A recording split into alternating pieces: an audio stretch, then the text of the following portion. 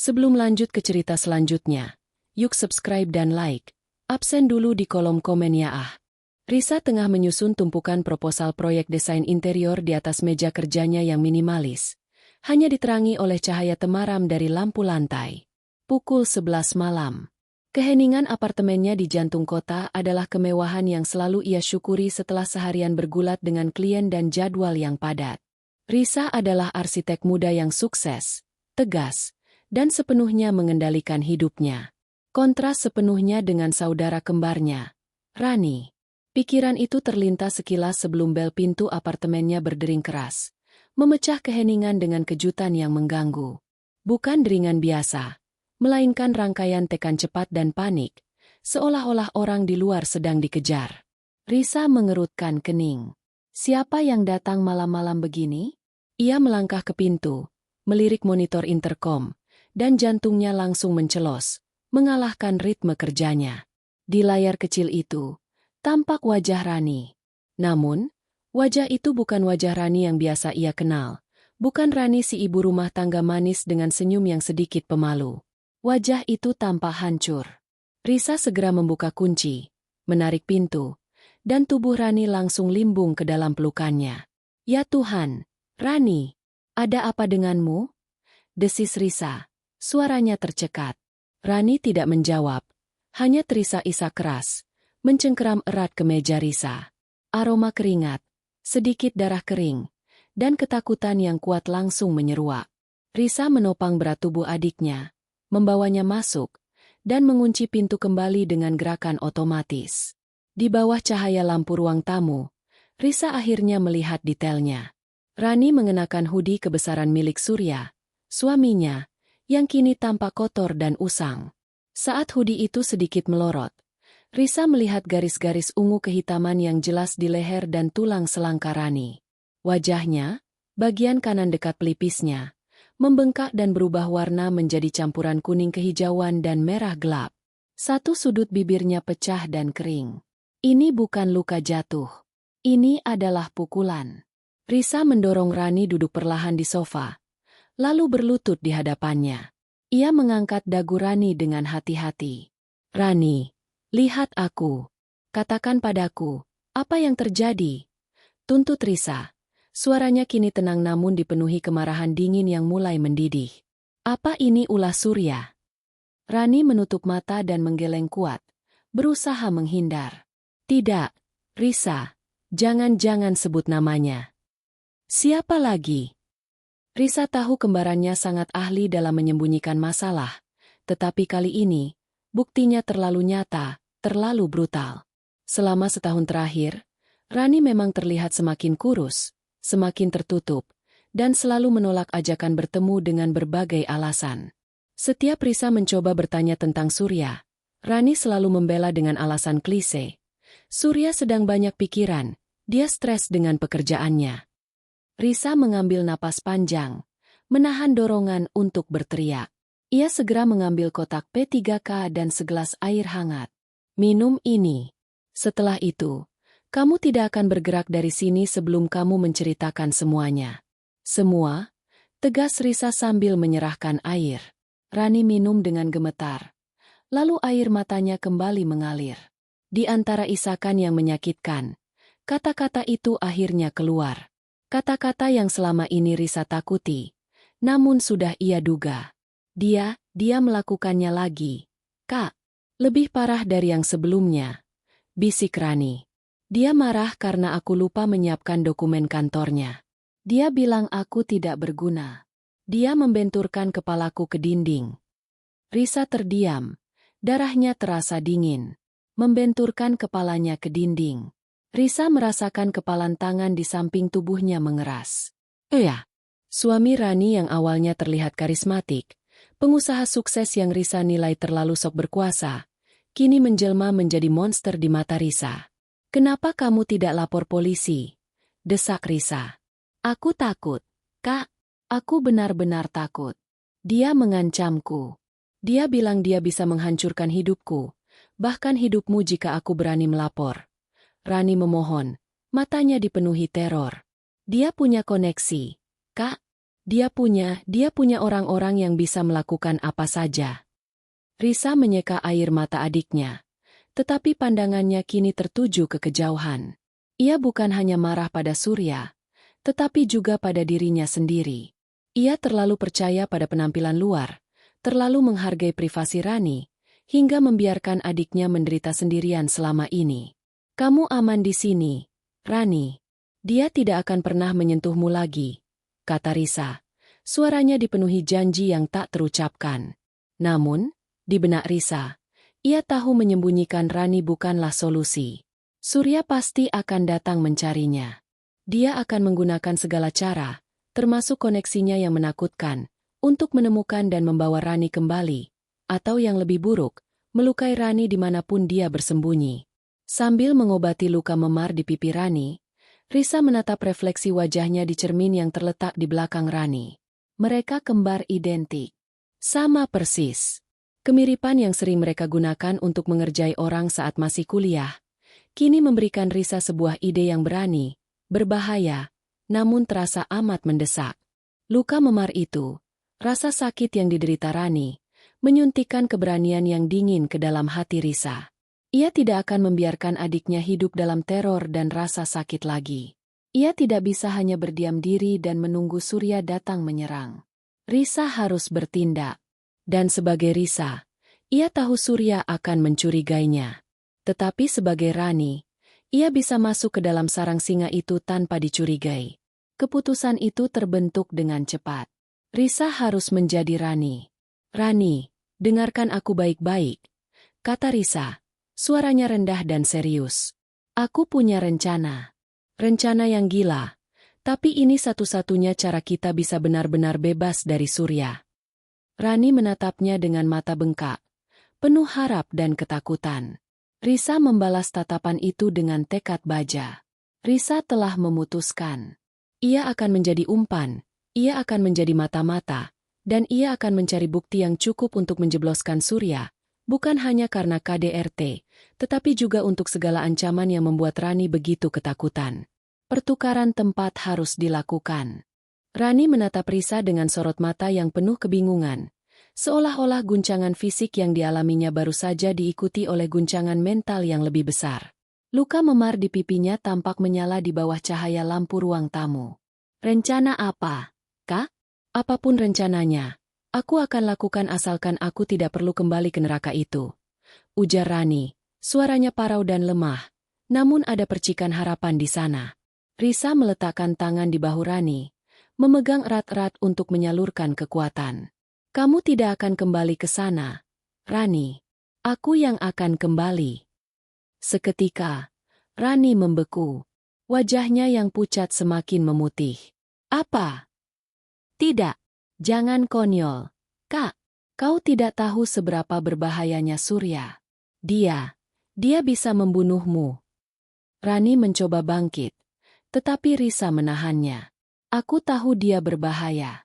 Justru karena itu, kamu harus sembunyi di sini. Tempat yang paling aman untukmu adalah tempat yang tidak dia ketahui. Dan yang paling penting, Risa mencondongkan tubuh ke depan, matanya setajam elang.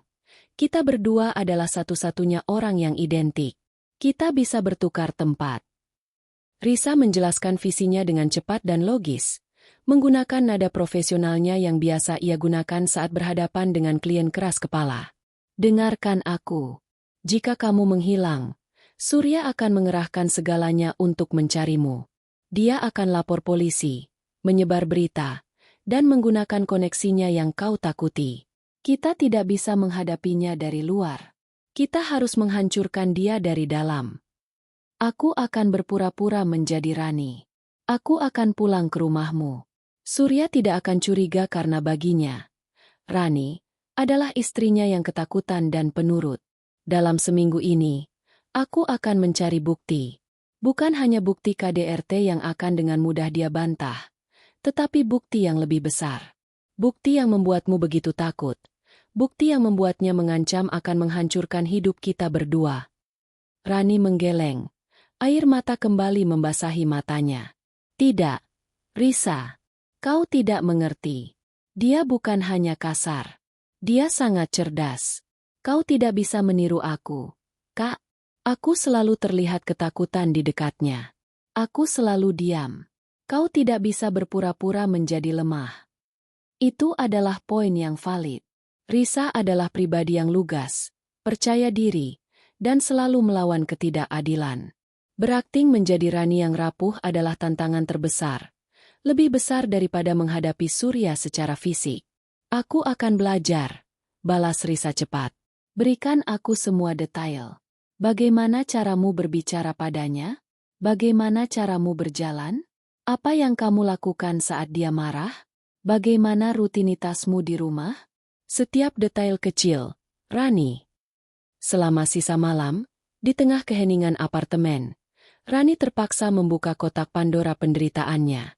Rani menjelaskan bagaimana Surya sangat menyukai Rani yang tampil rapi, namun dengan pakaian longgar yang seolah-olah menyembunyikan tubuhnya. Rani menjelaskan kata-kata sandi, kebiasaan tidur Surya yang ringan, dan yang paling penting, ritual, pertobatan, Surya setelah melakukan kekerasan, di mana ia akan membeli perhiasan atau bunga sebagai permintaan maaf palsu. Saat Risa bertanya tentang pekerjaan Surya, wajah Rani kembali menunjukkan ketakutan yang mendalam.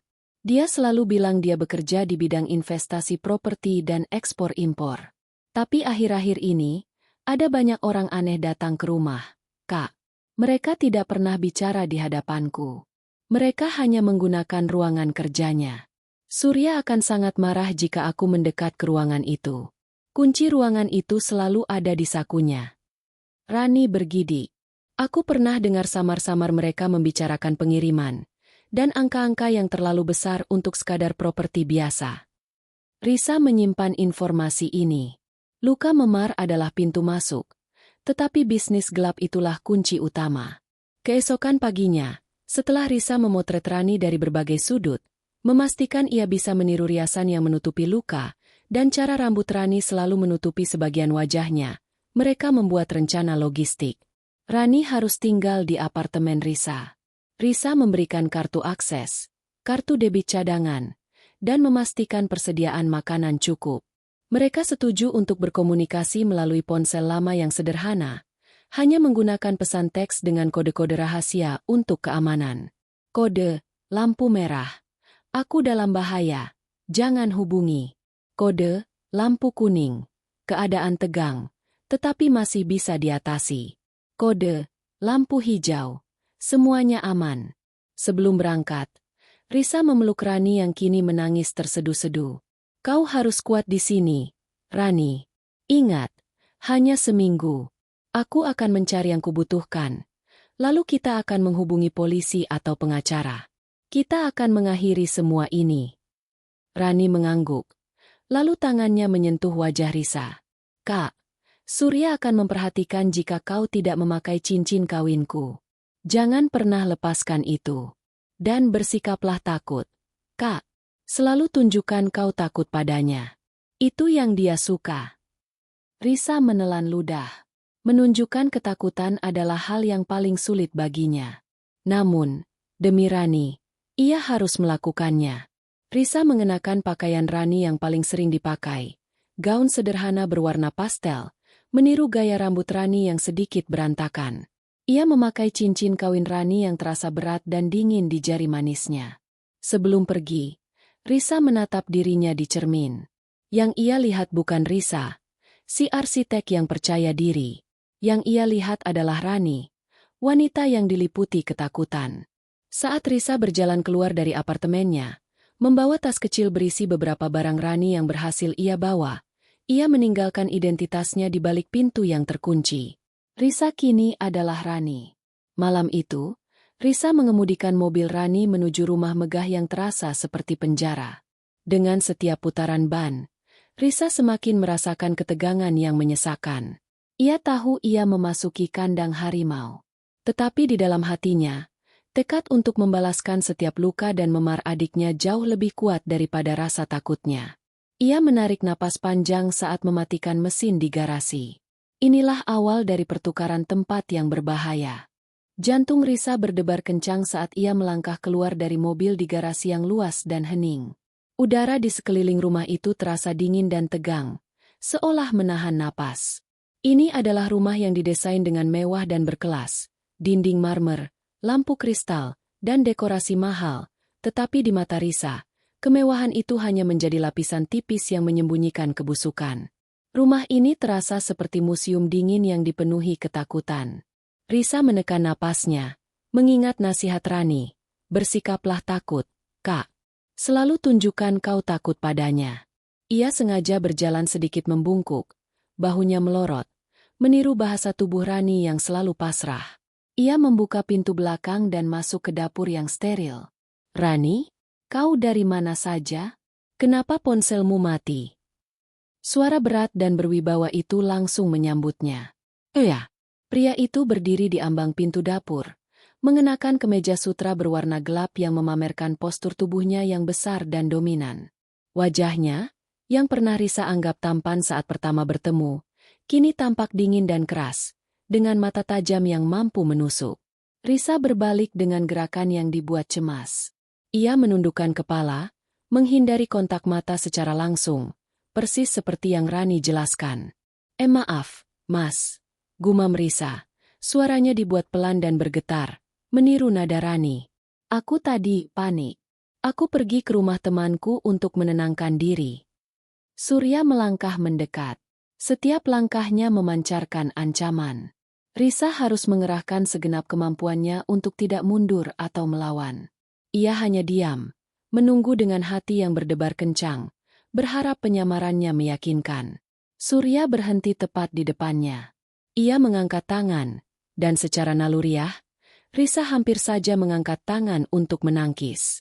Namun, Surya hanya menangkup dagunya dan memaksanya mendongak sedikit.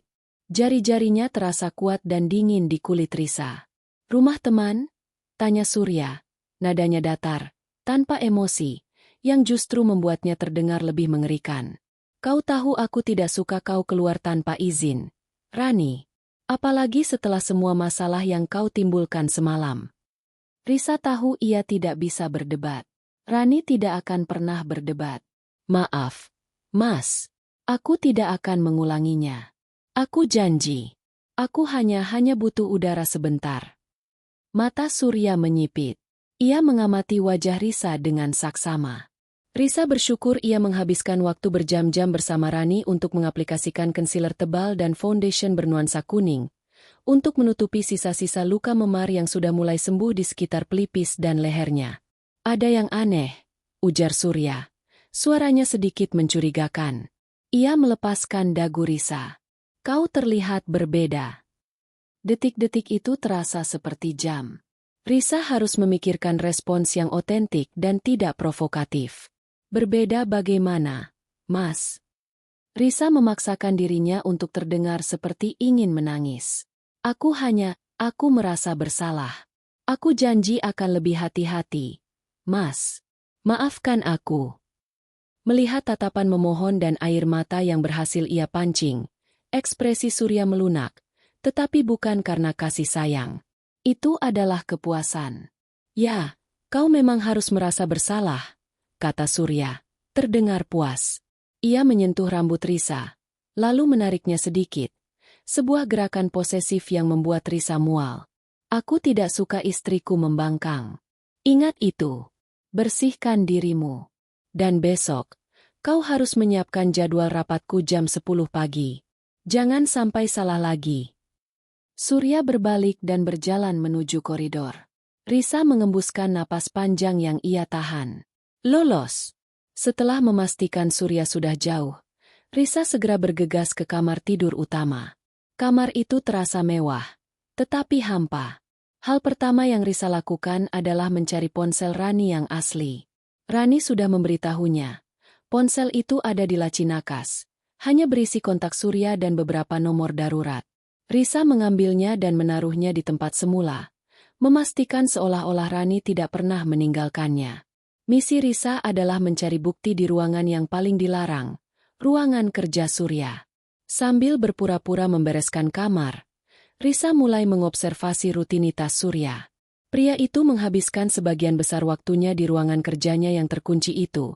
Bahkan saat makan malam, ia sering membawa laptopnya. Kunci ruang kerja itu selalu menggantung di gantungan kunci yang Surya selalu letakkan di dalam saku celana. Malam itu, Risa menjalani peran barunya. Ia menyiapkan makan malam, duduk diam di meja makan saat Surya sibuk mengutak-atik ponsel.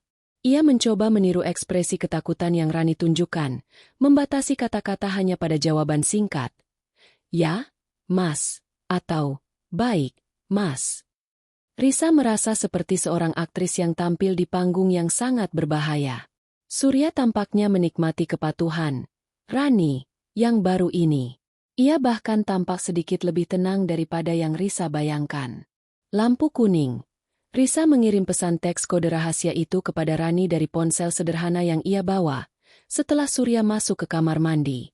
Keadaan tegang, tetapi masih bisa diatasi. Keesokan harinya, Risa melanjutkan observasinya. Dia memperhatikan dengan saksama kapan Surya paling lengah. Itu terjadi saat pagi hari. Setelah mandi, Surya akan menyiapkan kopi dan mengecek email di ruang tamu selama sekitar 15 menit sebelum masuk ke ruang kerjanya. Pakaian yang ia kenakan untuk mandi akan ditinggalkan di keranjang laundry di kamar mandi. Saat Surya berada di kamar mandi, Risa memberanikan diri masuk ke kamar mandi. Di keranjang laundry, teronggok celana kain yang Surya kenakan semalam. Dengan gerakan cepat dan hati-hati, Risa merogoh saku celana itu. Jantungnya berdebar kencang. Ia merasakan sentuhan dingin logam. Kunci ruang kerja. Risa segera menyembunyikan kunci itu di balik gaun tidurnya. Ia harus menunggu kesempatan emas. Kesempatan itu tiba saat Surya menerima telepon penting dari seseorang bernama Bapak Hashim saat sarapan. Pembicaraan itu bernada sangat serius, melibatkan kata-kata seperti aset beku dan pencucian. Surya bangkit dari meja makan dan berjalan menjauh untuk bicara di telepon. Ekspresinya tegang. Inilah saatnya. Risa bangkit, berpura-pura mengambil piring kotor. Ia bergerak cepat, menyelinap ke koridor, membuka kunci ruang kerja Surya, dan masuk. Pintu tertutup di belakangnya, meninggalkan Risa sendirian di dalam ruangan gelap itu. Ruangan itu dipenuhi dengan dokumen, laci yang terkunci, dan sebuah brankas kecil yang tersembunyi di balik rak buku. Risa mulai mencari bukti kekerasan yang Rani janjikan. Foto-foto, surat ancaman, atau buku harian. Namun, yang pertama kali menarik perhatian Risa bukanlah jejak fisik KDRT. Di atas meja kerja yang rapi, ada tumpukan dokumen yang tidak sengaja terbuka, laporan bank luar negeri, skema transfer uang multilapisan, dan, yang paling mencolok, beberapa paspor milik orang yang berbeda, yang semuanya memiliki foto Rani di dalamnya, tetapi dengan nama yang berbeda-beda. Risa meraih salah satu paspor. Tangannya gemetar. Paspor itu palsu. Foto itu jelas-jelas Rani, tetapi nama pemiliknya adalah Amanda Wijaya. Di bawah foto itu, tampak stempel imigrasi ke negara-negara yang tidak pernah Rani kunjungi. Risa merasakan firasat yang sangat buruk. Luka memar Rani tiba-tiba terasa jauh lebih rumit daripada sekadar kekerasan rumah tangga. Dia telah menemukan sesuatu yang jauh lebih besar dan jauh lebih berbahaya.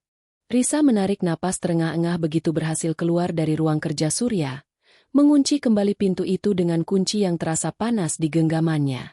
Ia buru-buru menyelinap ke kamar mandi dan mengembalikan kunci itu ke saku celana Surya yang ada di keranjang laundry, tepat sebelum ia mendengar suara pintu kamar mandi utama terbuka. Ia nyaris tidak sempat. Jantungnya berdebar, bukan karena takut tertangkap mencuri kunci, tetapi karena ngeri membayangkan kebenaran yang baru saja ia temukan. Paspor palsu. Skema transfer dana besar. Jelas sudah. Rani bukan sekadar korban KDRT biasa. Rani adalah pion, atau mungkin alat, dalam permainan kriminal yang jauh lebih besar dan gelap. Ini menjelaskan mengapa ancaman Surya bukan sekadar ancaman, melainkan jaminan kehancuran yang nyata. Kebenaran yang rumit ini memaksa Risa, si kembar yang teguh, untuk semakin dalam meresapi peran Rani. Jika ia sedikit saja menunjukkan kecerdasan atau kekerasan hati Risa yang asli, Surya akan tahu ia bukan Rani. Seminggu pertama itu adalah siksaan psikologis. Risa harus berjalan di atas kulit telur di setiap sudut rumah. Surya, sejak hilangnya Rani yang tiba-tiba dan kepulangan, dengan sikap yang sedikit lebih tenang, mulai menunjukkan tingkat kecurigaan yang terselubung. Ia tidak lagi kasar secara fisik, belum, tetapi ia mengintensifkan kekerasan verbal dan kendali. Kau tidak bisa melakukan apapun dengan benar, Rani. Cemooh Surya saat Risa menyajikan kopi yang sedikit kurang manis dari yang ia inginkan. Kau tahu aku suka kopi ini seperti aku menyukai kepatuhan. Manis, dan sesuai seleraku. Apakah otakmu selembek ini sekarang? Atau kau sudah melupakan semua yang aku ajarkan? Risa menunduk. Matanya menatap sepatu hak tinggi Surya yang mengkilap. Maaf, Mas. Aku akan segera ganti. Di dalam hatinya, Risa menjerit. Sebagai seorang profesional yang membangun karir dari nol, dihina sedemikian rupa terasa seperti merobek harga dirinya. Namun, ia ingat Rani. Rani menahan ini setiap hari. Risa menahan napas, menahan air mata yang ia biarkan menggenang sedikit. Cukup untuk meyakinkan Surya bahwa ia rapuh, tetapi tidak cukup untuk membuat dirinya sendiri pecah. Risa menggunakan setiap interaksi dengan Surya sebagai kesempatan untuk mengamati. Ia mengamati mata Surya yang selalu waspada. Cara ia merespons telepon dengan nada yang jauh lebih rendah dan tertekan saat membahas dokumen pengiriman atau audit. Risa mencatat bahwa Surya sering sekali mengulang kata kunci yang sama, kata-kata yang Rani sebutkan. Momen puncak ancaman, the near miss. Ketegangan mencapai puncaknya pada malam hari ketiga. Risa, lelah karena kurang tidur dan terus-menerus berakting, membuat kesalahan kecil saat menyiapkan pakaian Surya untuk pertemuan pagi. Ia lupa menyertakan dasi sutra berwarna biru tua yang selalu Surya gunakan saat bertemu klien penting. Saat Surya menyadarinya, ia keluar dari kamar mandi, handuk melilit pinggangnya, ekspresinya gelap dan mematikan. Rani. Suaranya meledak di ruangan itu. Di mana dasi biruku? Kau tahu betapa pentingnya hari ini? Risa berbalik, dan untuk pertama kalinya, ia melihat Surya dalam mode predator sepenuhnya. Wajahnya merah, urat-urat di lehernya menonjol. Ia melangkah ke arah Risa dengan langkah besar. Risa tahu, ini bukan hanya tentang dasi. Ini adalah tentang kontrol. Rasa dingin yang sama seperti saat ia menemukan paspor palsu menyergap Risa, tetapi ia menggunakannya sebagai bahan bakar. Mas, maaf, aku lupa. Risa berkata, suaranya dibuat bergetar hebat. Ia tidak melarikan diri, tetapi ia segera bersujud, sebuah gerakan yang Rani sering lakukan, dan mengambil dasi itu dari laci lemari dengan gerakan yang sangat panik dan gugup. Saat ia bangkit, tangannya gemetar hebat hingga ia menjatuhkan botol parfum kaca mahal di meja rias. Prang! Suara pecahan kaca yang keras memecah udara, menciptakan distorsi yang menghentikan Surya. Surya, yang siap melayangkan tangan, terkejut dan pandangannya teralih pada pecahan kaca dan cairan wangi yang tumpah. Dasar ceroboh, geram Surya. Tetapi kemarahannya telah bergeser dari kekerasan fisik menjadi kekecewaan pada ketidakbecusan. Berhenti menangis. Bersihkan ini sekarang juga. Aku tidak ingin ada darah di karpet mahalku. Risa, masih dalam peran Rani yang ketakutan, segera mengangguk-angguk, mengambil kain lap dan mulai membersihkan serpihan kaca dengan tangan gemetar. Gerakan patuh yang segera ini, dan fokus Surya yang beralih pada barang-barang materialnya yang rusak, telah menyelamatkan Risa. Ia lolos dari pukulan, tetapi ia menyadari bahwa penderitaan Rani jauh lebih buruk. Itu adalah kehidupan sehari-hari yang harus diakhiri. Penyadaran Rani. Setelah Surya pergi, Risa mengunci pintu, memeluk lututnya di balik selimut. Keringat dingin membasahi punggungnya. Ia menyadari kengerian yang diderita Rani. Penderitaan Rani bukanlah momen marah yang singkat, tetapi tekanan konstan, ketakutan yang menahan napas, di mana setiap gerakan dan kata-kata harus diukur demi menghindari ledakan. Tekanan itu hampir menghancurkan penyamarannya. Risa segera meraih ponsel kode rahasia dan mengirim pesan pendek kepada Rani. Saya, kuning, sangat dekat dengan merah. Butuh detail tentang Hashim dan pengiriman. Balasan Rani datang beberapa menit kemudian, membuat Risa semakin yakin bahwa KDRT adalah selubung yang menyembunyikan kejahatan yang lebih terorganisir. Rani, Hashim adalah orang terdekatnya. Dulu dia yang mengurus aset yang beku. Pengiriman adalah sebutan untuk barang dagangan terlarang, narkoba atau senjata. Saya tidak yakin. Surya memaksa saya tanda tangan dokumen kosong. Kak, dia bilang itu asuransi. Tapi itu untuk paspor palsu. Paspor palsu. Foto Rani. Risa kini mengerti. Surya tidak hanya memukul Rani karena marah. Dia memukul dan mengancam Rani agar Rani tetap dalam kendalinya. Menjadi sosok yang ketakutan, mudah dimanipulasi, dan patuh untuk menjalankan peran Amanda Wijaya atau identitas palsu lainnya dalam skema kriminalnya. Luka memar Rani adalah produk dari perlawanan atau hukuman atas ketidakpatuhan. Misi Risa telah bergeser sepenuhnya. Ia tidak hanya harus menyelamatkan adiknya dari kekerasan, tetapi juga menyelamatkan nama baiknya dan hidupnya dari ancaman kriminal yang dilakukan Surya. Untuk itu, Risa harus mencari tempat yang bisa memberinya informasi selain rumah ini. Ia harus menemukan sumber yang melihat Surya dari sisi yang berbeda. Ia ingat akan pertemuan yang disebutkan Rani, teman lama mereka. Setelah melewati neraka psikologis di rumah Surya, Risa tahu ia tidak bisa hanya bergantung pada pengamatan internal. Ia perlu informasi dari pihak luar, seseorang yang mengenal Surya dan Rani dalam konteks yang berbeda, tetapi tidak terintimidasi oleh kekuasaan Surya. Ia teringat pada salah satu nama yang pernah Rani sebutkan dengan sedikit kehangatan. Seorang teman lama kuliah bernama Fajar. Rani sudah memberikan akses ke akun surel lama yang ia simpan rahasia dari Surya.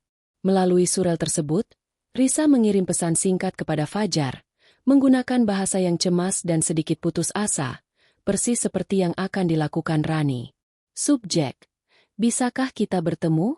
Isi: Fajar, ini Rani. Aku benar-benar harus bicara denganmu. Aku butuh seseorang yang bisa kupercaya. Tolong rahasiakan dari Surya. Aku bisa bertemu besok siang di kedai kopi dekat kantormu. Hanya sebentar. Respons Fajar datang cepat, penuh kepedulian. Risa mengatur pertemuan pada jam makan siang di sebuah kafe yang ramai namun memiliki sudut-sudut tersembunyi, meminimalkan risiko Surya mengikuti atau mencurigai pertemuan itu. Mempersiapkan diri untuk pertemuan ini terasa lebih menegangkan daripada menghadapi Surya. Surya mengharapkan Rani yang ketakutan. Fajar mengharapkan Rani yang ia kenal, wanita yang masih menyimpan sedikit keceriaan kuliah, namun kini tampak lelah dan rapuh. Risa tidak boleh menunjukkan ketegasan atau sorot mata Risa yang lugas. Saat Risa, dalam penyamaran Rani, tiba di kafe, Fajar sudah duduk di sudut. Matanya memancarkan rasa simpati yang jujur. Fajar adalah pria yang baik, yang selalu menyukai Rani sejak dulu. Rani, ya Tuhan, kata Fajar pelan saat Risa duduk. Suaranya dipenuhi kekhawatiran. Kau terlihat sangat kurus. Dan ada apa dengan matamu? Kau kurang tidur. Risa menunduk, memainkan tepi cangkir kopi yang dipesannya. Ini adalah langkah pertama, membiarkan Fajar melihat kerapuhannya. Aku baik-baik saja, Jar. Hanya stres. Gumam Risa. Aku hanya butuh bicara dengan orang normal, bukan klien Surya atau teman-teman bisnisnya yang menakutkan itu. Fajar bersandar ke kursinya. Aku mengerti. Surya memang intens. Sejak bisnisnya meroket 3 tahun terakhir ini, dia jadi berbeda. Jauh lebih tegang. Tapi aku yakin, dia sangat mencintaimu, Ran. Hanya saja tekanan pekerjaan membuatnya cepat naik pitam. Risa mengambil risiko. Ia memutuskan untuk membuka sedikit topik KDRT, tetapi dengan cara yang menyamarkan. Dia sering marah besar sekarang, Jar. Kadang aku merasa dia tidak menganggapku sebagai istri. Hanya seperti seseorang yang harus menuruti perintahnya, kata Risa, membuat suaranya tercekat. Apakah dia pernah seperti itu di depanmu? Temperamen yang sangat buruk. Fajar berpikir sejenak. Dulu dia memang ambisius, tapi tidak pernah seburuk ini. Tapi, Ran, jujur saja, aku melihat sesuatu yang aneh. Aku ingin bertanya padamu sejak lama. Tapi aku takut Surya marah. Risa mengangkat pandangan sekilas. Mata Rani yang ketakutan kini diisi oleh rasa ingin tahu Risa yang tajam. Aneh apa, Jar? Ini tentang uangnya, Ran. Tiba-tiba saja. 3 tahun lalu, dia hanya seorang agen properti yang biasa-biasa saja. Lalu, bam! Dia tiba-tiba memiliki jaringan di luar negeri. Mobil-mobil mewah, rumah sebesar itu. Dia bilang itu, investasi properti. Tapi aku meragukannya. Fajar merendahkan suaranya lebih lagi, mencondongkan tubuh ke meja. Aku pernah mencoba bertanya, bercanda tentang bagaimana dia menjadi kaya mendadak. Ekspresinya langsung berubah dingin. Ran. Dia bilang aku jangan ikut campur urusan bisnisnya. Tapi yang paling membuatku curiga adalah ini. Fajar mengeluarkan ponselnya dan menunjukkan sebuah foto buram. Foto itu adalah sebuah dermaga kecil di malam hari, dengan beberapa kotak kayu besar yang sedang dimuat ke dalam sebuah kapal kecil. Ini adalah pelabuhan kecil yang jarang digunakan di timur kota. Aku bekerja di sana, jadi aku tahu. Suatu malam, aku melihat Surya di sana. Dia sangat berhati-hati. Dan barang-barang yang dia kirimkan itu, tidak ada label yang jelas. Hanya lambang aneh. Bukan mebel. Bukan elektronik. Aku dengar dari beberapa orang di pelabuhan. Dia mengurus pengiriman yang sangat rahasia. Katanya, barang-barang itu berharga, tetapi ilegal. Entah itu barang selundupan berharga atau... Fajar menghela napas. Atau yang lebih buruk, seperti narkotika atau senjata, seperti yang sering dibisikkan orang. Risa merasa seluruh kafe berputar. Firasatnya terkonfirmasi. Ia datang untuk mencari bukti luka memar. Ia pulang membawa bukti perdagangan gelap. Kau tahu sebulan lalu, aku melihat dia bertemu dengan beberapa pria berpakaian sangat formal, tapi matanya dingin. Mereka membahas transfer uang dalam mata uang asing. Jumlahnya gila, Ran. Dan dia tampak sangat tegang setelahnya. Lanjut Fajar. Itu bukan stres karena properti, Ran. Itu stres karena dia terlibat dengan orang-orang yang berbahaya. Aku khawatir dia memaksamu terlibat dalam sesuatu yang kau tidak mengerti. Risa, masih dalam peran Rani, hanya bisa mengangguk pelan. Air mata menggenang sebagai kamuflase untuk ketakutan Risa yang sesungguhnya. Aku harus pulang. Jar. Terima kasih sudah mau mendengarkan. Kata Risa. Suaranya gemetar. Ia tidak bisa bertanya lebih detail tanpa Fajar curiga mengapa. Rani tiba-tiba menjadi sangat tertarik pada detail bisnis gelap. Saat Risa berjalan keluar, ia menyadari sesuatu yang mengejutkan. Fajar, yang tahu segala hal tentang kekayaan gelap Surya, sama sekali tidak menyinggung satupun luka memar atau kekerasan fisik. Bagi Fajar, masalah Rani adalah Surya yang stres dan intens, karena bisnisnya yang meroket. Bukan karena Surya adalah seorang pemukul. Ini berarti Surya sangat ahli dalam menyembunyikan KDRT, memastikan tidak ada seorang pun di lingkaran sosialnya yang tahu. Bisnis gelapnya jauh lebih diketahui oleh lingkaran luarnya daripada kekerasan terhadap Rani. Risa kembali ke rumah Surya. Keputusannya untuk bertukar tempat kini terasa benar-benar esensial. KDRT adalah gejala. Tetapi penyakit yang sebenarnya adalah kerajaan kriminal yang Surya bangun. Dan Rani, adiknya, kini terjebak di tengah-tengahnya, dipaksa menjadi boneka di tangan monster itu. Risa kini memiliki misi yang jelas. Ia harus menemukan bukti fisik di ruang kerja Surya yang mengaitkan paspor palsu dengan skema pengiriman yang ilegal, sebelum Surya menyadari bahwa Rani yang ia bawa pulang adalah sosok yang jauh lebih cerdas dan berani. Risa merasakan beban berat di bahunya. Ia tidak hanya harus menyelamatkan adiknya dari kekerasan, tetapi juga mengungkap kejahatan serius. Ia kembali ke sarang singa, dan kali ini, ia akan mencari ruang terlarang itu dengan lebih mendalam. Risa tidak bisa memejamkan mata. Ia berbaring kaku di samping Surya yang mendengkur, membiarkan tubuhnya tetap diam sementara otaknya bekerja pada kecepatan penuh. Di balik ketenangan semuanya, pikiran Risa dipenuhi oleh serangkaian penemuan yang saling tumpang tindih. Paspor palsu, surat kuasa, buku besar rahasia, surat peringatan dari korban lain, dan, yang paling menusuk, Wajah wanita dengan luka memar di pergelangan tangan yang baru saja ia lihat. Ini bukan sekadar kasus KDRT. Ini adalah modus operandi. Risa meraih ponsel rahasianya, menyalakan layar dengan cahaya paling redup. Ia mengirim pesan kepada Rani, melanggar kode lampu kuning yang ia kirim sebelumnya. Ini mendesak. Risa, lampu merah. Aku menemukan segalanya. Bukan hanya dia memukulmu. Hubungi aku sekarang. Pukul 4 pagi, ponsel sederhana itu bergetar pelan. Panggilan dari Rani. Risa segera bergegas ke kamar mandi, mengunci pintu, dan menjawab telepon dengan suara berbisik yang nyaris tidak terdengar. Kak, ada apa? Merah? Apa yang terjadi? Kau baik-baik saja. Suara Rani terdengar panik dan ketakutan. Aku baik-baik saja, Rani, dengarkan aku baik-baik. Desis Risa, memastikan suaranya tidak melewati pintu. Aku berhasil masuk ke ruang kerja Surya malam ini. Aku menemukan berangkasnya. Aku menemukan paspor-paspor palsu, surat kuasa legal, dan dokumen-dokumen offshore yang semuanya menggunakan namamu. Keheningan melanda di ujung telepon. Lalu, Rani berbisik dengan suara yang penuh keputusasaan. Oh, Tuhan!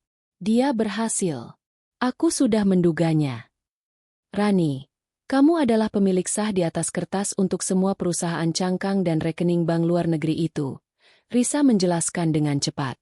Dia menjadikanmu kambing hitamnya. Kekerasan fisik itu bukan hanya untuk melampiaskan amarah. Itu adalah cara dia membuatmu terlalu takut dan tertekan untuk membaca dokumen-dokumen yang kau tanda tangani. Rani terisak. Aku tahu, Kak. Sebagian. Aku tahu dia memanipulasi aku. Aku tahu beberapa dokumen itu aneh. Tapi dia bilang itu hanya asuransi. Setiap kali aku bertanya, dia akan marah besar. Dia akan membanting barang dan berteriak.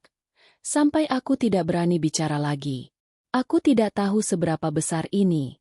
Kak, aku bersumpah aku tidak tahu ada paspor sebanyak itu. Risa tahu Rani tidak berbohong tentang ketidaktahuannya. Rani memang terintimidasi. Tapi ada kebenaran lain yang lebih menyakitkan. Bukan hanya itu, Rani, kata Risa. Nadanya berubah serius. Aku juga menemukan surat dari seorang wanita, korban lain, dan aku melihatnya malam ini. Ada wanita lain di sini, yang juga bekerja untuk Surya, yang juga memiliki luka memar. Aku tak menyangka ternyata yang terjadi adalah KDRT Surya hanyalah taktik yang sama dan berulang, digunakan untuk mengendalikan setiap wanita yang dia manfaatkan sebagai boneka hukum dalam bisnis kriminalitasnya. Pengakuan itu menghantam Rani. Wanita lain? Maksudmu dia berselingkuh dan memukul selingkuhannya juga? Siapa dia? Aku tidak tahu. Aku rasa itu lebih dari sekadar selingkuhan. Rani, itu adalah pola bisnis. Dia menjadikanmu pion hukum, dan dia menggunakan kekerasan untuk memastikan pion itu tidak akan pernah melangkah keluar dari garis.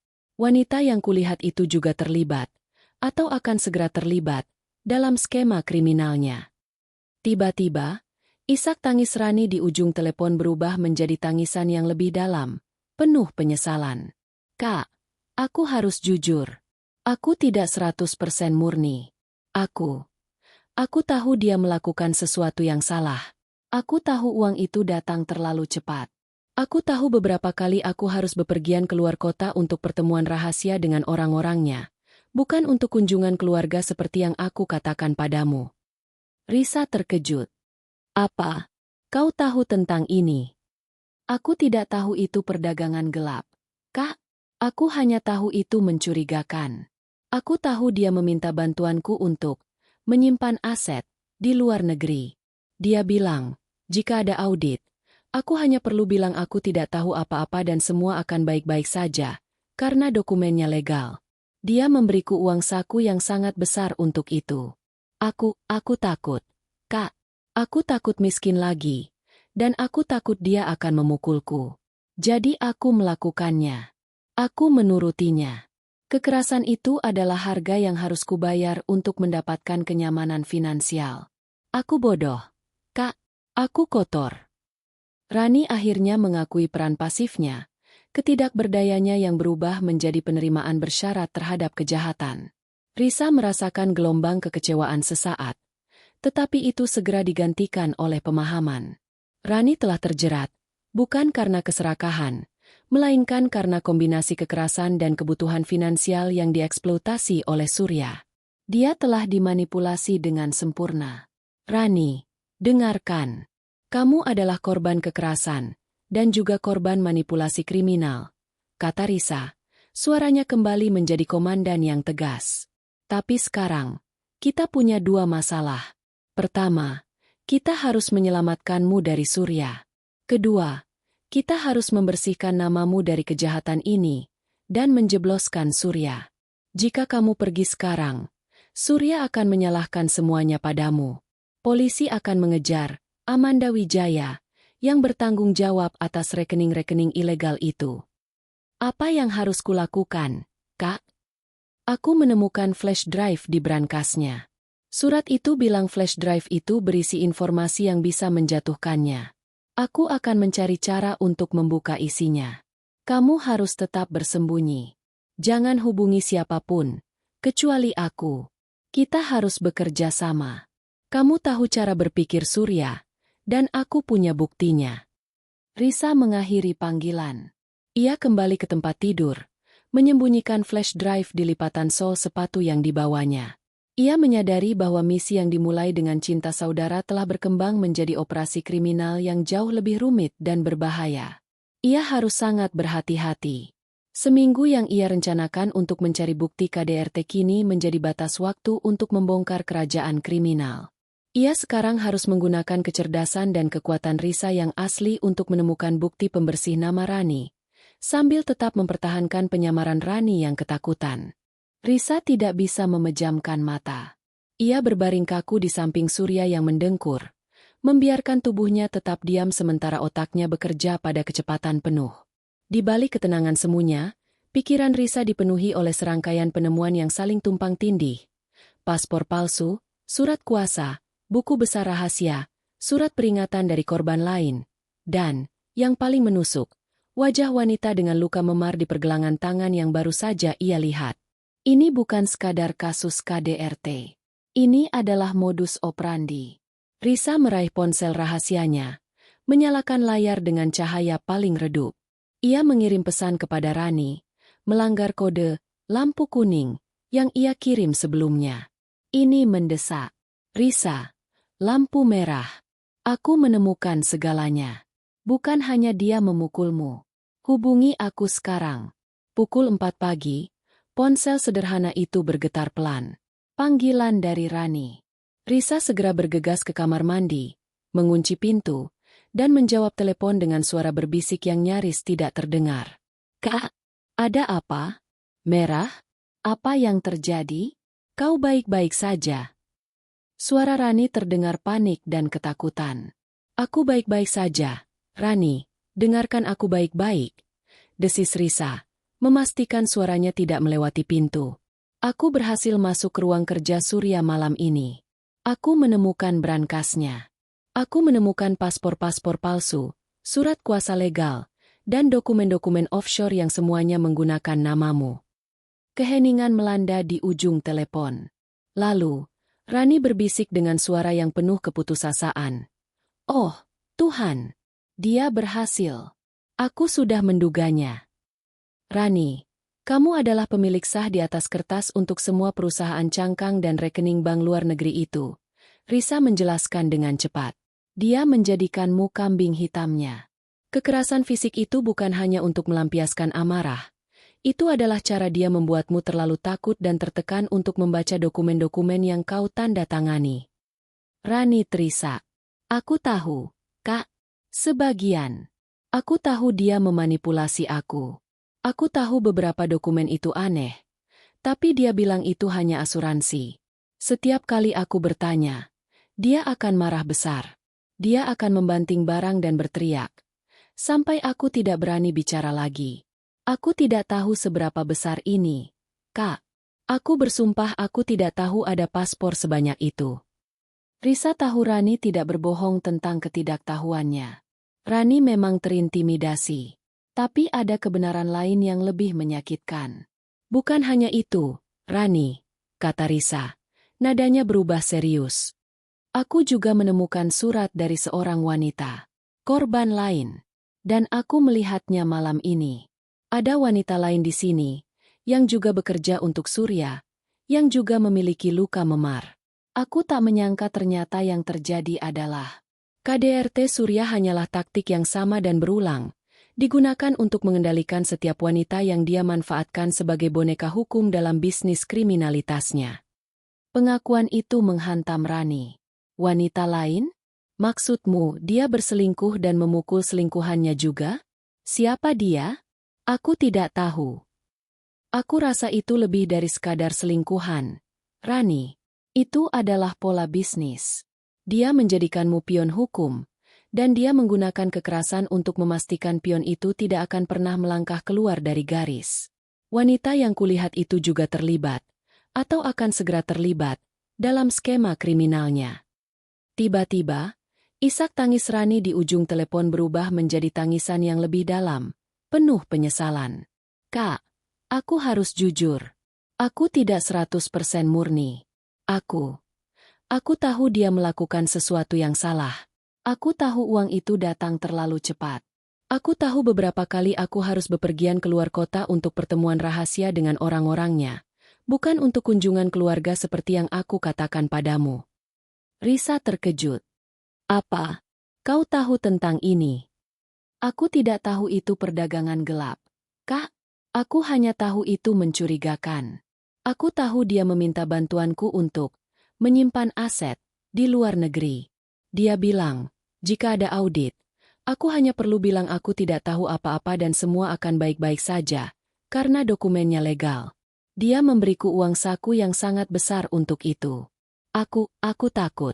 Kak, aku takut miskin lagi, dan aku takut dia akan memukulku. Jadi aku melakukannya. Aku menurutinya. Kekerasan itu adalah harga yang harus kubayar untuk mendapatkan kenyamanan finansial. Aku bodoh. Kak, aku kotor. Rani akhirnya mengakui peran pasifnya, ketidakberdayanya yang berubah menjadi penerimaan bersyarat terhadap kejahatan. Risa merasakan gelombang kekecewaan sesaat, tetapi itu segera digantikan oleh pemahaman.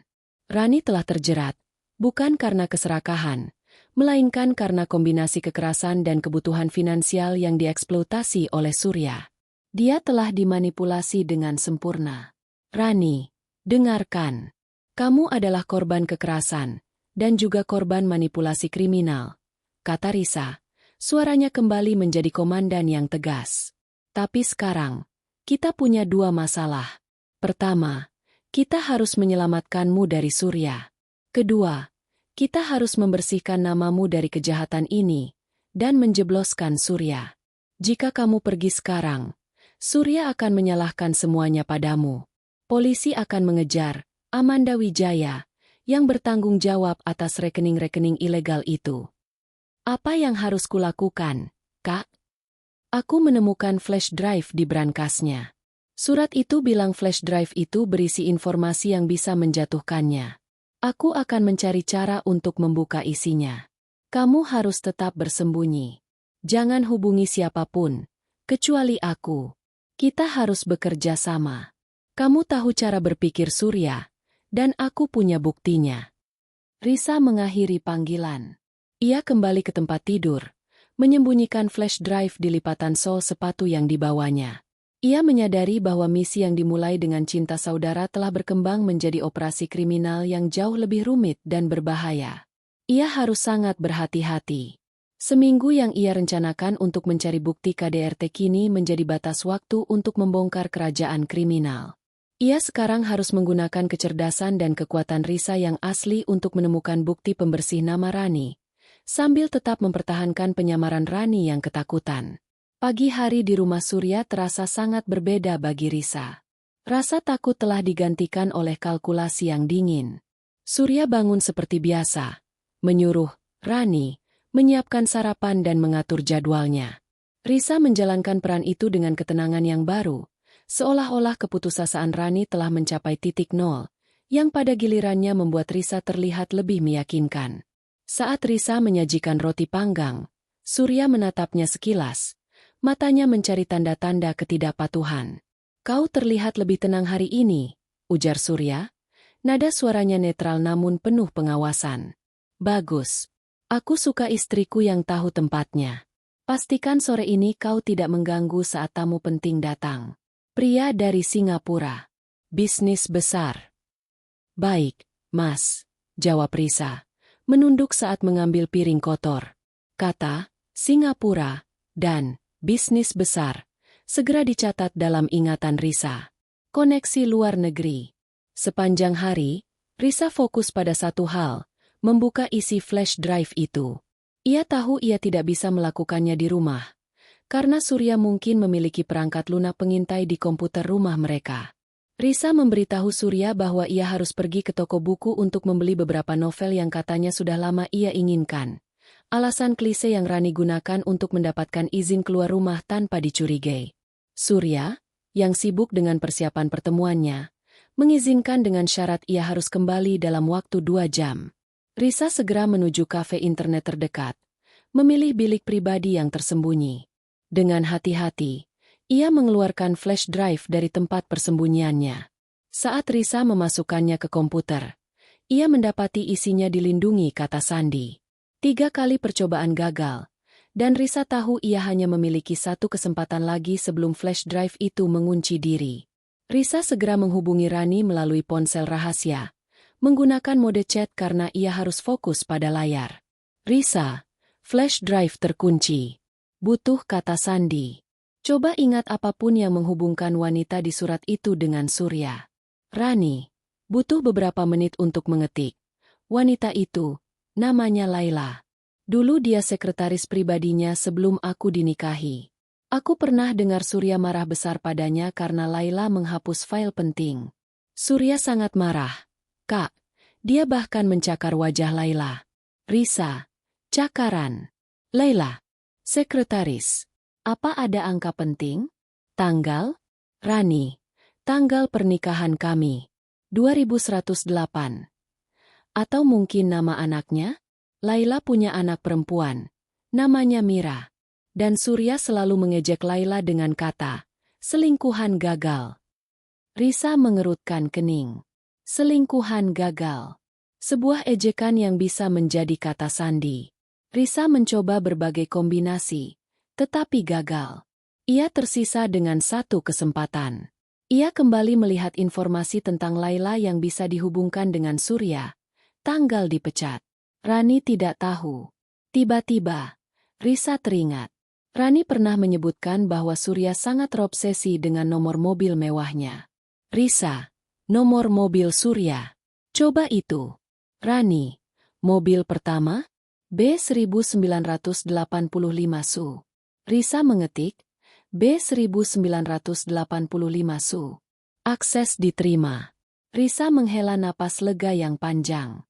Isi flash drive itu adalah harta karun, salinan data enkripsi, rekaman audio, dan spreadsheet yang merinci seluruh jaringan kriminal Surya. Rekaman audio, percakapan antara Surya dan Bapak Hashim, yang menjelaskan bagaimana Rani, di bawah nama palsu, Amanda Wijaya, digunakan untuk memproses dana dari penjualan obat-obatan terlarang di Asia Tenggara. Rekaman itu juga berisi pengakuan Surya bahwa dia akan menjadikan Rani sebagai korban terakhir, sebelum dia menghilang dengan semua uangnya. Spreadsheet, daftar lengkap aset, rekening, dan yang paling penting, bukti transfer uang dalam jumlah besar yang membuktikan bahwa Surya adalah otak di balik pencucian uang dan perdagangan gelap, sementara Rani hanya sebagai pemilik perusahaan cangkang. Surat elektronik, email yang dikirim oleh Laila sebelum dia melarikan diri, merinci bagaimana Surya mengancam akan menyakiti anak perempuannya jika Laila tidak menandatangani surat kuasa. Risa kini memahami sepenuhnya. Surya adalah psikopat kriminal yang menggunakan kekerasan domestik sebagai alat coercive control untuk memfasilitasi kejahatannya. Risa segera menyalin semua data ke cloud yang aman dan menghapus semua jejak di komputer kafe itu. Ia tahu, dengan bukti ini, ia bisa menjatuhkan Surya. Namun, ada dilema serius. Jika Risa menyerahkan bukti ini sekarang, Rani akan segera ditangkap sebagai pemilik legal perusahaan cangkang. Walaupun Risa punya bukti kekerasan, proses hukum akan panjang dan rumit, dan Rani bisa menghabiskan waktu bertahun-tahun dalam penyelidikan. Jika Risa tidak segera bertindak, Surya akan melibatkan wanita baru, dan mungkin melarikan diri, meninggalkan Rani menanggung semua konsekuensinya. Risa menghubungi Rani lagi. Risa, bukti sudah diamankan. Ini sangat buruk, Ran. Rekamannya menunjukkan kau adalah kambing hitam, tetapi secara hukum, kau adalah pemiliknya. Kita tidak bisa langsung ke polisi. Surya harus mengakui keterlibatannya, atau kita harus mendapatkan bukti transfer dana yang mutlak mengarah padanya. Rani menangis. Aku tidak tahu harus bagaimana, Kak. Aku harus menerima semua ini? Apa yang harus kita lakukan? Risa, kita tidak punya pilihan. Kita harus memancing Surya. Kau adalah satu-satunya umpan yang bisa dia percayai. Dan aku adalah satu-satunya yang bisa bergerak di dekatnya tanpa dia curiga. Aku harus menciptakan situasi di mana Surya dipaksa untuk mengakui segalanya. Mungkin dalam rekaman baru. Risa mengambil keputusan. Ia harus menggunakan pertemuan bisnis Surya sore itu sebagai kesempatan. Ia akan mencari cara untuk meletakkan flash drive palsu di ruang kerja Surya, berisi dokumen acak, untuk membuatnya panik. Kemudian, Risa akan memanipulasi Surya untuk marah dan mengungkap rahasia bisnisnya di depan rekaman yang ia sembunyikan. Risa, si kembar yang berani, kini harus menggunakan rasa takut Rani untuk menciptakan jebakan yang sempurna. Ia harus mengambil risiko besar, tetapi ini adalah satu-satunya cara untuk membersihkan nama adiknya dan mengakhiri teror Surya untuk selamanya. Waktu terasa berjalan sangat lambat. Risa kembali ke rumah Surya, menyimpan flash drive asli berisi bukti kejahatan Surya di tempat yang aman, di dalam laci meja riasnya sendiri, diselipkan di antara tumpukan pakaian dalam, tempat yang Surya tidak akan pernah sentuh. Ia kemudian mulai mempersiapkan panggung untuk konfrontasi. Pertama, ia membuat flash drive palsu. Ia mengisi drive USB kosong dengan file-file yang tidak relevan namun tampak penting, seperti laporan keuangan lama dan beberapa foto acak. Tujuannya adalah membuat Surya berpikir bahwa semua bukti telah dicuri dan berada di tangan Rani. Risa tahu tamu penting Surya dari Singapura, yang bernama Tuan Chen, akan tiba pukul 4 sore. Ini adalah pertemuan penting terkait pengiriman berikutnya. Risa memutuskan untuk melancarkan aksinya saat Surya berada di puncak konsentrasi dan tekanan. Pukul 3.30 sore, Surya sudah berdandan rapi, tetapi tampak gelisah. Ia terus bolak-balik memeriksa ruang kerjanya. Risa, mengenakan gaun panjang sederhana yang sering dipakai Rani, memastikan ia berada di posisi yang tepat. Di dapur, berpura-pura menyiapkan minuman, tetapi sebenarnya memasang alat perekam suara kecil di balik dekorasi keramik di ruang tamu, dekat pintu ruang kerja. Saat Surya masuk ke ruang kerjanya untuk mengambil dokumen terakhir, Risa bergerak. Ia pura-pura tersandung, menjatuhkan kunci gantungan Surya yang tergantung di meja konsol, kunci yang baru saja Surya letakkan di sana. Kunci itu berbunyi cering di lantai. Ya ampun, Rani, kenapa kau ceroboh sekali? Hardik Surya dari dalam ruangan. Risa, dengan ekspresi panik Rani, mengambil kunci itu dan mengembalikannya ke tempat semula. Namun, dalam gerakan itu, ia menyelinap ke ruang kerja yang pintunya sedikit terbuka, dan menjatuhkan flash drive palsu itu ke karpet di bawah meja Surya. Surya, yang sedang sibuk mencari dokumen, tidak menyadarinya. Maaf, Mas. Aku sungguh menyesal, isak Risa. Lalu buru-buru keluar. Beberapa menit kemudian, Tuan Chen tiba. Surya dan tamunya langsung masuk ke ruang kerja untuk berdiskusi. Risa menahan napas di balik dapur, mendengarkan percakapan mereka. Rencana berjalan dengan baik. Sekitar 15 menit ke dalam pertemuan, Risa mengirimkan pesan teks rahasia kepada Rani, hanya satu kata. Sekarang. Surya dan Tuan Chen sedang membahas angka-angka saat Risa mendengar Surya menggeram marah. Surya pasti baru saja menemukan flash drive palsu itu. Apa ini? Suara Surya meledak, penuh ancaman. Chen, tunggu sebentar. Ada masalah mendesak. Surya keluar dari ruang kerja, Wajahnya merah padam, memegang flash drive palsu itu di tangannya. Matanya yang tajam langsung tertuju pada Risa. "Rani, kau, apa ini?" raungnya. Risa tahu ini adalah momennya. Ia tidak boleh lagi bersikap seperti Rani yang ketakutan. Ia harus membalikkan peran. Risa menatap mata Surya. Ketakutan di mata Rani telah menghilang, digantikan oleh kobaran api amarah Risa yang terkontrol. "Itu adalah kunci yang akan menjebloskanmu, Surya," jawab Risa. Suaranya tenang, datar, dan kuat. Suara yang sama sekali tidak pernah diucapkan Rani. Surya terdiam. Ia menatap Risa, lalu flash drive di tangannya, lalu Risa lagi. Kebingungan dan keterkejutan terpancar jelas di wajahnya. "Apa? Apa yang kau katakan? Kunci apa? Kau siapa?" Surya tergagap. "Aku Risa," kata Risa. "Saudara kembarnya. Dan aku telah berada di sini selama seminggu untuk menyaksikan bagaimana kau memperlakukan adikku, dan bagaimana kau menjadikannya pion dalam permainan busukmu." Keterkejutan Surya berubah menjadi kemarahan mematikan. Ia melangkah maju, tangannya mengepal. Tuan Chen mengintip dari pintu ruang kerja dengan wajah terkejut. Kau berani bermain-main denganku?" Surya mendekati Risa. Aura kekerasan memancar. "Kau pikir kau bisa menghentikanku? Aku bisa membunuhmu sekarang juga, dan tidak ada yang akan tahu." "Kau tidak bisa," balas Risa. Mundur selangkah menuju ruang tamu, di mana alat perekam tersembunyi. "Aku sudah tahu tentang Laila. Aku tahu tentang paspor palsu. Aku tahu tentang perusahaan cangkang di negara suaka pajak. Dan aku tahu Rani tidak bersalah. Dia hanyalah korban kekerasan yang kau eksploitasi." Ucapan Risa mengenai sasaran. Ekspresi Surya berubah menjadi ngeri. "Bagaimana kau tahu?"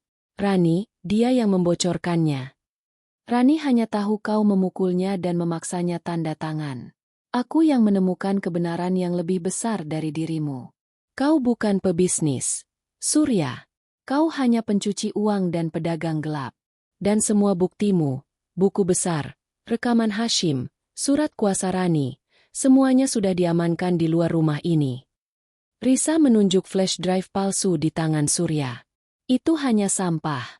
Bukti yang asli sudah jauh dari jangkauanmu." Surya panik. Skenario terburuknya adalah hilangnya bukti, dan yang membuatnya gila adalah bahwa Rani yang lemah ternyata dalang di baliknya. "Kau tidak bisa membuktikan apa-apa. Rani yang menandatanganinya. Dia yang akan menanggung semuanya.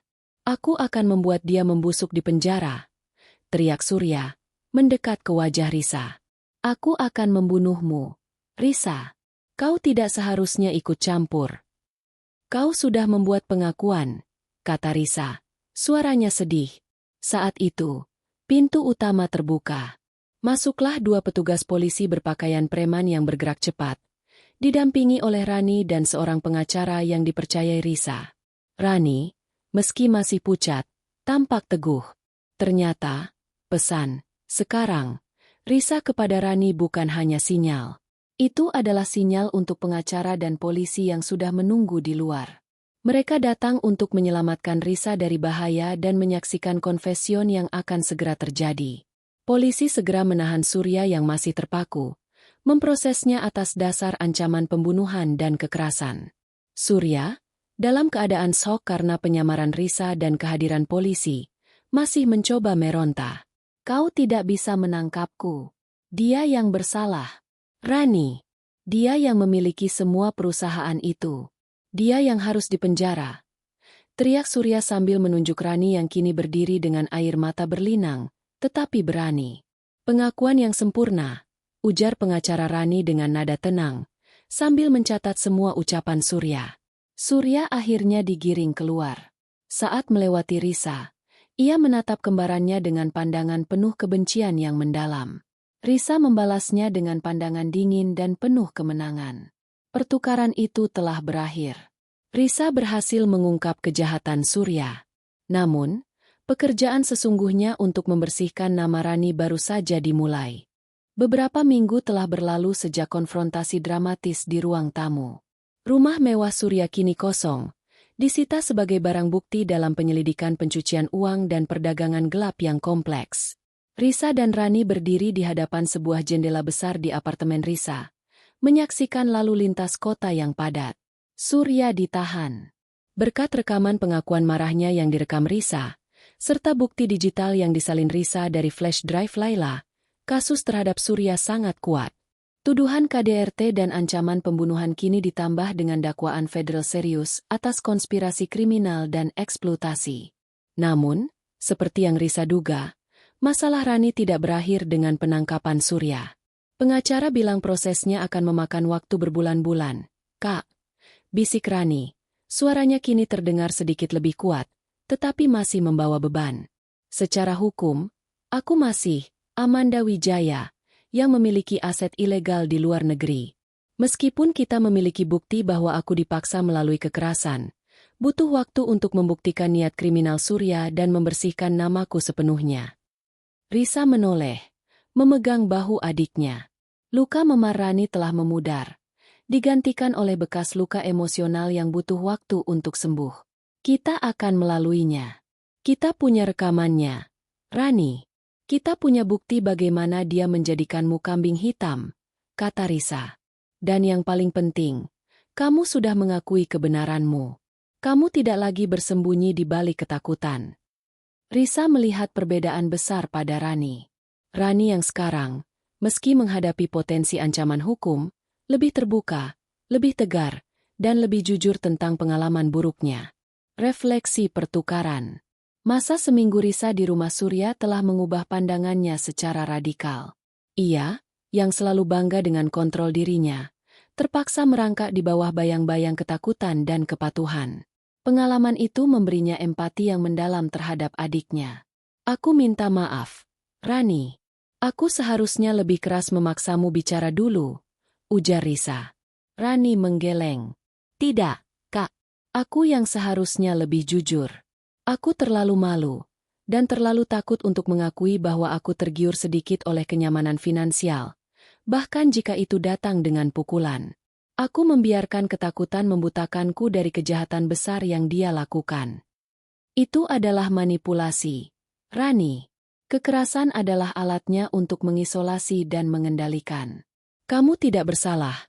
Kamu adalah korban dari seorang manipulator profesional," Risa meyakinkan. Kisah tentang wanita lain yang Risa lihat di ruang kerja Surya, wanita yang juga menjadi korban KDRT dan kemungkinan eksploitasi bisnis, juga mulai terungkap. Pengacara Risa berhasil menemukan wanita itu, Laila, dan 2 wanita lainnya yang pernah dekat dengan Surya. Semuanya memberikan kesaksian bahwa mereka mengalami pola kekerasan dan manipulasi yang sama. Surya menggunakan trauma untuk memastikan kepatuhan dalam skema bisnisnya yang gelap. Rani kini fokus pada pemulihan. Ia memulai terapi untuk mengatasi trauma fisik dan psikologis akibat KDRT. Dia juga bekerja sama dengan tim pengacara Risa, secara transparan menyerahkan semua yang ia tahu untuk membuktikan bahwa mens rea, niat kriminal, ada pada Surya, bukan dirinya. Risa, di sisi lain, telah menyelesaikan pekerjaannya. Ia telah menggunakan keahliannya sebagai Risa untuk menyelamatkan Rani. Ia telah mempertaruhkan hidupnya dan identitasnya. Meskipun ia kini kembali pada karirnya yang stabil, ikatan batinnya dengan sang kembaran telah menguat hingga ke tingkat yang tidak pernah mereka miliki sebelumnya. Risa memandang Rani, yang kini tersenyum tipis saat melihat pesan dari terapisnya. "Setelah semua ini berakhir, aku ingin kembali ke kuliah arsitekturku yang dulu tertunda, Kak," kata Rani tiba-tiba, matanya bersinar dengan rencana masa depan.